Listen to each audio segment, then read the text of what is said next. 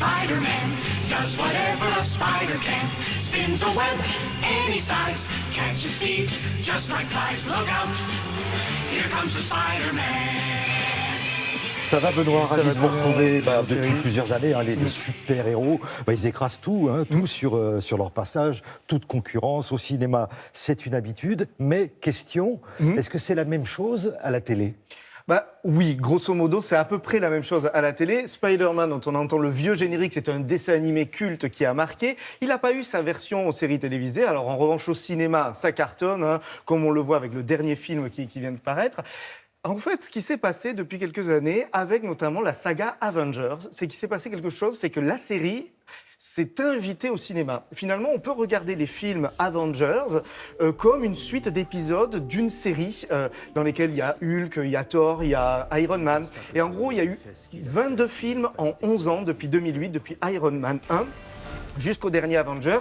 Là, on a avec Spider-Man un peu la suite. Mais tout ça, c'est intéressant parce que c'est une maison, une écurie, Marvel, qui produit tous ces films. Et à côté de ça, elle produit des séries, forcément. Et alors, ce qui est assez original, c'est que pour les gros fans, ceux qui suivent tous les films les uns à la suite des autres, ils peuvent aussi se brancher à la télé et regarder, par exemple, sur ABC, une série américaine qui s'appelle The Agents of S.H.I.E.L.D., qui dure depuis maintenant 6 ans et qu'on peut suivre en parallèle des films. C'est d'ailleurs produit et écrit par les mêmes personnes. Joss Whedon, qui avait commis Buffy contre les vampires il y a quelques années, c'est lui qui a signé la réalisation de 2 Avengers et notamment de cette série qui passe notamment en France. Et c'est assez amusant de voir que télé et cinéma, et ça c'est assez nouveau, font front commun finalement avec les super-héros. Mais les super-héros en série à la télé, en revanche, c'est pas très nouveau. Non, c'est pas très nouveau. Un exemple pour que vous compreniez. Superman. Alors, vous voyez George Reeves, premier Superman de la télévision en 1952, de 1952 à 1958. Juste après, le Superman part un peu au cinéma ou en série animée. Du coup, il revient en Superboy en 88. Et parce qu'on est un peu embarrassé avec Superman, parce qu'on sait jamais quoi en faire, on décide de le coller à Lois Lane et d'en faire un vrai duo. Clark Kent et Lois et Clark, la comédie romantique, où là, Superman est l'égal de Lois, et c'est plutôt pas mal. Ensuite, quand on le fait revenir, il devient adolescent, parce qu'on veut savoir comment il est devenu Superman, et c'est Smallville en 2000. Et alors aujourd'hui, ce qui est assez rigolo, c'est que quand on veut Superman, eh bien on fait venir sa cousine, Supergirl, et Superman n'est que finalement l'adjoint. Regardez, vous allez voir, parce que à job égal, eh bien, être Supergirl, c'est pas si évident que ça pour s'imposer face à ce monde d'hommes. Regardez. Quand les gens aperçoivent cette cape rouge, ils s'attendent à voir venir quelqu'un. Mon cousin, Superman. Mais cette fois, ce n'est pas son histoire à lui, c'est la mienne. Pourquoi vous n'arrêtez pas de critiquer Supergirl alors qu'elle veut sauver la ville? Cette sotte n'a aucune expérience. Dire qu'elle vient à peine d'enfiler ses jolis collants, elle s'attaque à beaucoup trop fort pour elle. Il est au courant, lui? Ma sœur vient de franchir le mur du sang. Nous surveillons les présences extraterrestres sur Terre. Ou pire, les tentatives d'invasion. Tantastra.